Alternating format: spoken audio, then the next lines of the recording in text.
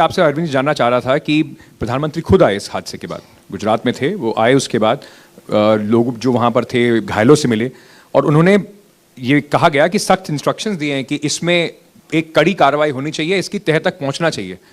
प्रधानमंत्री नरेंद्र एफआईआर में उसका कंपनी का नाम क्यों नहीं डाला जा रहा? आपको लगता है इसके पीछे कोई राजनीतिक कहीं दबाव है, कोशिश की जा रही है बचाने की? ये तो जनता तय करेगी कि जिस कंपनी की पुल टूटी और उसकी वजह से 150 लोगों की जान गई, उसके चपरासी को आपने कैद कर लिया। उसमें तो सीधे सीधे मालिक को गिरफ्तार किया जाना चाहिए था, कंपनी के ऊपर एफआईआर होनी चाहिए थी। कंपनी का भी नाम नहीं है, उनके इंजीनियर्स का भी नाम नहीं है, उनके मालिक का भी नाम नहीं है। कुछ लोगों का आरोप है मेरे पास इसके कि वो डोनेशन देते हैं इनकी पार्टी को। इसका असर पड़ेगा चुनाव पे?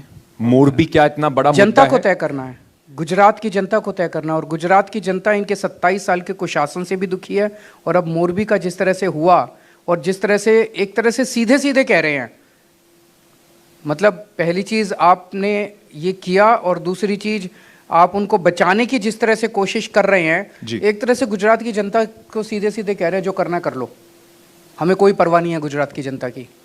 एक तरह से धमकी दे रहे हैं गुजरात की जनता को कि जो करना है कर लो, हम नहीं इनको गिरफ्तार करेंगे।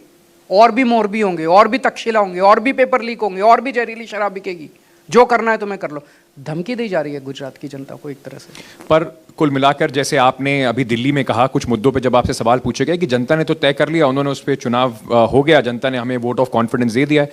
27 साल से लगातार जनता वोट ऑफ कॉन्फिडेंस इनको दिए जा रही है। किसको देते था? कौन? कांग्रेस लड़ रही थी पिछली बार, देखिए कांग्रेस।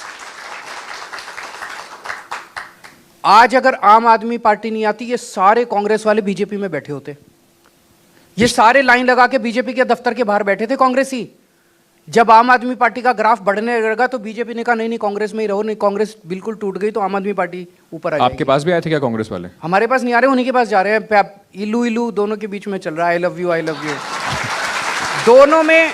आप अंकित, बड़ी इंटरेस्टिंग चीज है, इन लोगों ने गुजरात के सारे टीवी चैनल्स को धमकी दे रखी है कि कोई आम आदमी पार्टी वाले को डिबेट में नहीं बुलाएगा।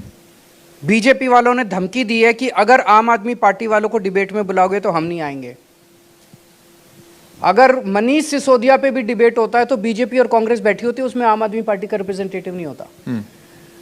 मजे की बात यह है कि कांग्रेस ने भी धमकी दे रखी है कि आम आदमी पार्टी वाले को बुलाओगे तो हम नहीं आएंगे, हम बस बीजेपी से ही डिबेट करेंगे। उनको लगता होगा कि भैया फैक्टर ही नहीं है, जो मजबूत प्लेयर है वो आपस में बात कर ले, आप फैक्टर ही नहीं है इस पूरे उसमें। वो डिसाइड करेंगे कि आप डिसाइड, आपका टीवी चैनल डिसाइड करता है गेस्ट कि बीजेपी और कांग्रेस डिसाइड करते हैं? हम तो बिल्कुल स्वतंत्र रूप से डिसाइड करते हैं। तो फिर ये बीजेपी की धमकी दे रही है कि आम आदमी पार्टी आएगी तो हम नहीं आएंगे, कांग्रेस धमकी दे रही है कि आम आदमी पार्टी नहीं आएगी तो हम नहीं। ये दोनों में चल क्या रहा है? और कल अमित शाह जी का इंटरव्यू देख रहा था मैं, वो कह रहे थे नहीं हम दोनों के बीच में ही है जो भी है, कांग्रेस और बीजेपी के बीच में ही है जो भी है, टक्कर हम दोनों के बीच में ही है। वो उसको आगे बढ़ा रहा है, वो उसको आगे बढ़ा रहा है। दोनों में जो भाई बहन का, पति पत्नी का रिश्ता है बीजेपी और कांग्रेस के अंदर, ये सारे गुजरात के लोग देख रहे हैं। आपका प्रश्न था कि 27 साल फिर शासन क्यों किया? क्योंकि कांग्रेस तो इनकी पत्नी थी, कांग्रेस तो इनके जेब में बैठी हुई है। मैं इस पर थोड़ा, जो ए बी टीम है उस पर थोड़ा बाद में आऊंगा, लेकिन जैसे आपने कहा कि कांग्रेस वाले सारे वहां जाना चाहते थे, एक कांग्रेसी नेता, बड़े नेता हैं आपके पार्टी में भी आए थे, राजगुरु साहब, सौराष्ट्र में अच्छी पकड़ रखते हैं, गुजरात के सबसे अमीर एमएलएज में से रहे हैं। ईसुदान भाई का नाम आप कल देते हैं और वो आपकी पार्टी से किनारा कर लेते हैं। अभी तो चुनाव में आपको गुजरात की जनता का दिल जीतना है, आपकी पार्टी के लोगों का पूरी तरह से आप दिल नहीं जीत पाए, इससे लग रहा है कि वोट के चले गए वहां से। नहीं, ऐसा नहीं है। गुजरात के लोग महंगाई पे वोट देंगे, गुजरात के लोग उनके नाम पे वोट नहीं देंगे। वो चाह रहे थे कि ईशुदान की जगह उनको सीएम का चेहरा बनाया जाए। ईशुदान को सीएम का चेहरा केजरीवाल ने नहीं बनाया, ईशुदान को सीएम का चेहरा गुजरात की जनता ने बनाया। वोटिंग कराई थी हमने, वोटिंग में जिसका नाम आया सबके सामने नतीजे थे।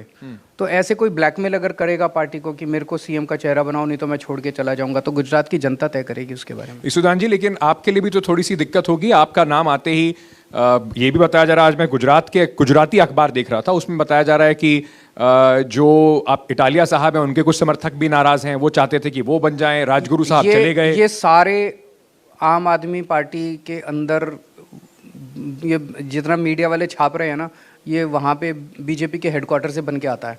कि इटालिया नाराज हो गया। अरे इटालिया ने तो इसको गले लगा के कल ऐलान किया था यार।